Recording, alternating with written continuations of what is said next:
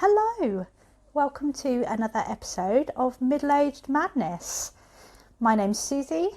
It's lovely to have you back. Thank you so much for joining me. So I'd like to start off this week by telling you a little story about me feeling middle-aged, in my bones, in my body, feeling middle-aged on Facebook. I know. Apparently Facebook young people don't use Facebook. I watch YouTube videos sometimes and the people say things like, oh, I don't really use Facebook. Facebook's like old. Actually, using Facebook now makes me feel middle-aged. It's not for youngsters, apparently. It's a middle-aged thing. All the youngsters are using TikTok and Instagram and all of that. Anyway, I digress. On Facebook, I saw one of those monthly challenge things. You've probably seen them. Charities put them up. Do this in a month, do this in October, do this in April. Well, so it happened to be a charity that said do 200 squats in September.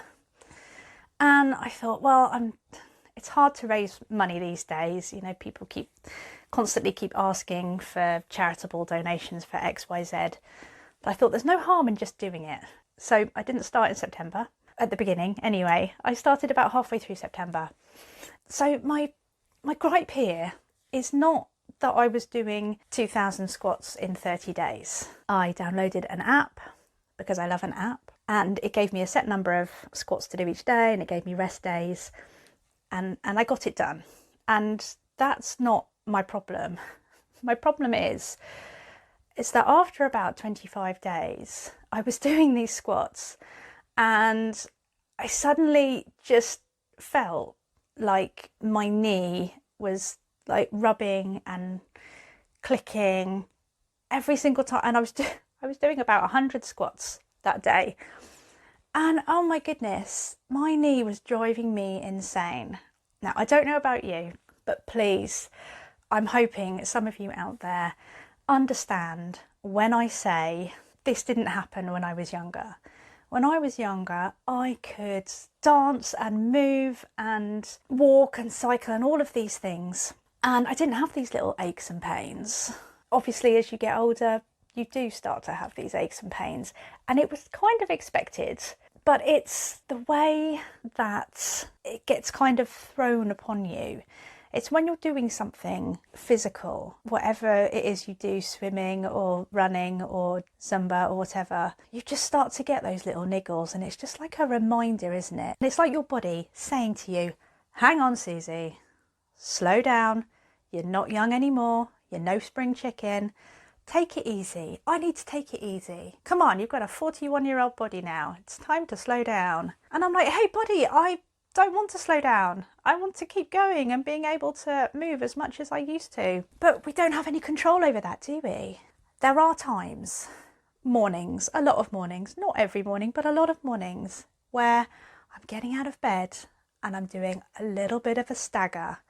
Give me a yes if you are also somebody who finds yourself very occasionally in the mornings having a bit of a stagger before you've properly got your body back in order. It's like when you're asleep, your body just kind of crashes out. Then it just takes, as the older you get, it just takes a little bit more time in the morning to get going. Dance classes. Now, there is another whole board game of feeling middle-aged, isn't it? Maybe I'm the only one. And I'm not really talking about Zumba. Zumba makes me feel like I'm a bit younger because the average age tends to be a bit older than my 41 years. So I feel like on the young end of the spectrum, so that feels quite good. But no, I'm talking about other dance classes. So we have in the village where I live, there is a dance academy, and I went along to some of their ballet classes because I did a lot of ballet when I was younger. And they had a different class. Some of their classes are during the day, which is frustrating. But they had an evening class that was for ex-professional dancers or thereabouts. And I'm not a professional dancer by any means, but I did do an awful lot of dance. So I felt like it would be fine. I went along to this class. Oh my goodness. I really, really did feel old. So imagine there's this darkened room with like this kind of little disco ball, like we used to have in the 90s, those disco balls that were just, it was a little bit like that. So they had this disco ball, darkened room, and it's one of those sprung floor, proper dance studios, sprung floor and a wall of mirrors with a bar. Just picture the scene in your mind, and then picture little old me walking in. I'm short, I'm overweight, I'm middle-aged, and I was fine. I was wearing my jazz shoes. I still have jazz shoes, fortunately, between the ages of about 16 and 41. I haven't really grown, so I still have dance shoes that fit. So I was wearing my jazz shoes and I felt fine. I was wearing some dance tights and it was all fine. I felt okay. I know I'm overweight and I look overweight, but I felt fine. And I walk into this darkened room like we're in some kind of bizarre club somewhere, and I should have known, really, but the entire room was full of like mid-20s young women with these like swingy ponytails and the most amazing dance outfits, and their makeup was all perfect, and I should have known. That's what the dance world is like. I've always been an outlier in the dance world. I never quite fit in with the look of a dancer. Even though I would say I'm a better than average dancer, I don't fit in with the look. So I should really have guessed. But, you know, to be fair to them, they were lovely. The ones that I interacted with, they were lovely, they were encouraging, they were friendly. And if they were talking about me behind my back, well, they didn't make it obvious. So that was really great. But I'm there in this dance class and I'm very proud to say I could hold my own, but just some of it, I was just like, oh dear, I'm not gonna be able to do that. It would be like very quick up and down from the floor and you know, and double spins into like a split kick and stuff, you know, and I'm just like, whoa, things that when I was 18 I wouldn't have had as much of a problem with. But oh my goodness,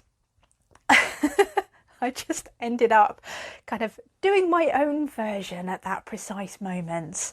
But yes, some of it I would just skip out because I'm just like, my knees are not going to be able to take that bending and standing so quickly from the floor. But I did feel like actually I held my own, and I like to think that some of the young ladies there were surprised, because probably when I walked in they were like, oh dear, look at this middle-aged fat woman coming along thinking that she's like ex-professional dancer. So I like to think that they were pleasantly surprised. But it did make me think, as much as I feel that I could probably go back there, it did make me think that probably I shouldn't.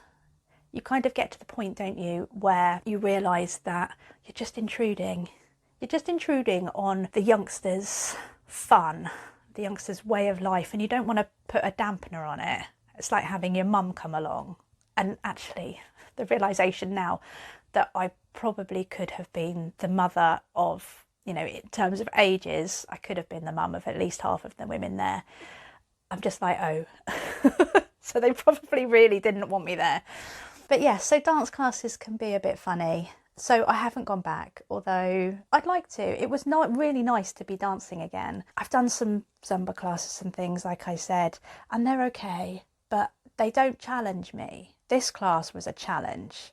It was learning 4 or 5 routines from scratch, kind of quick, you know, where they'd show you and you'd have a little bit of chance to practice, and then you'd just go into it, and then you'd suddenly be dancing, like they'd split you into 3 groups or whatever, and you'd have to do your bit. So that was a challenge, and that was really nice. But like I say, I did feel a little bit like I was intruding.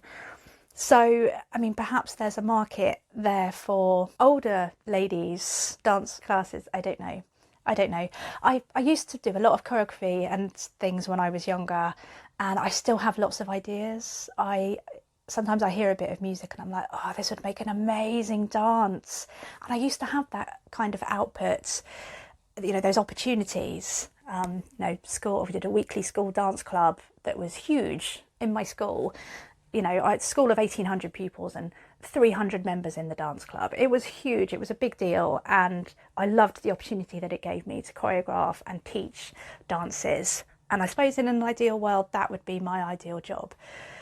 But yes, I'm beyond that now. You know, there's a whole generation of new choreographers who've come up behind me now. But it does make me wonder if there is a market for more advanced dance for the more mature lady. It's an idea. Anyway, so, I wonder if there are any times when you've been along, something that you'd love to do, you've been along to some kind of exercise class, something that you really, really enjoy, or a sport, anything like that, and you've realised that actually maybe it's about time that you didn't do that in that environment anymore. You feel like maybe you should be doing it somewhere else. There should be a separate group for middle-aged people. I'd love to know if any of you have had any similar experiences with that, because as I say, it was quite eye-opening to realise that maybe I was just spoiling their fun a little bit. Well, I think possibly I've blabbed on far too much about exercise for 1 week. So thank you very much for joining me for another episode of Middle-Aged Madness. I'd love to know your experiences on exercise classes and all things sports. Come on over and join us in the Facebook group. We're at facebook.com/groups/middle-aged madness. And I'm also over on Instagram at middleagedmadness.podcast. So love to connect with you on either of those platforms. And I look forward to talking with you next week. Bye-bye.